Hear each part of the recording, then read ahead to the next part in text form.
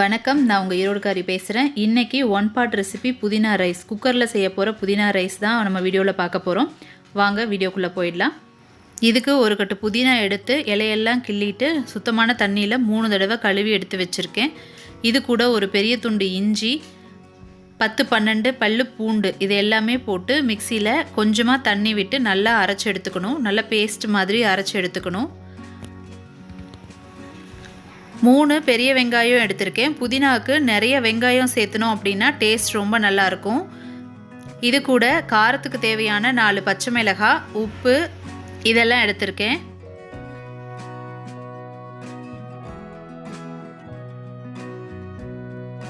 இப்போது அடுப்பில் குக்கர் வச்சுட்டு இந்த கரண்டியில் 3 கரண்டி எண்ணெய் விட்டுருக்கேன்.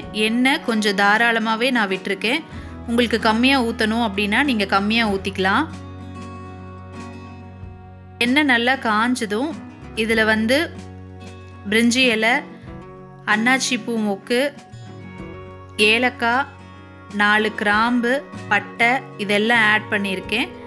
இது கூட வெங்காயமும் சேர்த்து நல்லா வதக்கி விட்டுக்க போகிறேன். வெங்காயம் பாதி வதங்கின உடனே காரத்துக்கு தேவையான 4 பச்சை மிளகாயை 2ஆக கீறி இதை கூட சேர்த்துருக்கேன். இதையும் நல்லா வதக்கி விட்டுட்டு வெங்காயம் பாதி வதங்கினோன்னா வெங்காயம் கண்ணாடி மாதிரி ஆயிடணும்.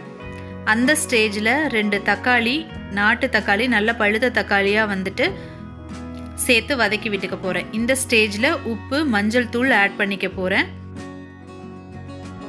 உப்பு சேர்த்து வதக்கிறப்போ தக்காளி நல்லாவே சீக்கிரமாக வதங்கிடும். அதனால் தக்காளி போட்டோன்னவே உப்பு சேர்த்துருங்க. தக்காளியெல்லாம் நல்லா வதங்கி வந்ததுக்கப்புறமா நம்ம அரைச்சி வச்சுருக்கிற அந்த புதினா, இஞ்சி, பூண்டு இதெல்லாம் போட்டு அரைச்சி வச்சுருக்கோம் இல்லையா, அந்த பேஸ்ட்டையும் போட்டு நல்லா வதக்கி விட்டு பச்சை வாசனை போகிற அளவுக்கு நல்லா வதக்கி விடணும்.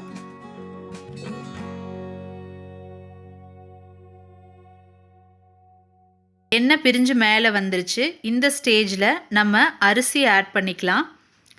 அரிசி நான் 4 கிளாஸ் எடுத்திருக்கேன். எடுத்து 15 நிமிஷம் நான் ஊற வச்சுருக்கேன். இது நார்மல் அரிசி தான் நான் எடுத்திருக்கேன்.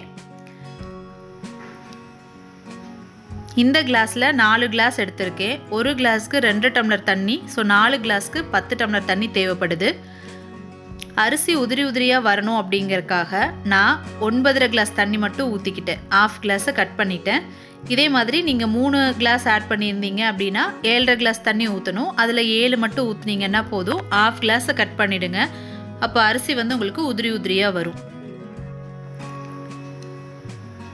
இந்த ஸ்டேஜில் உப்பு, காரம் எல்லாம் நம்ம டேஸ்ட் பார்த்துட்டு உப்பு பத்தலை அப்படின்னா ஆட் பண்ணிக்கலாம்.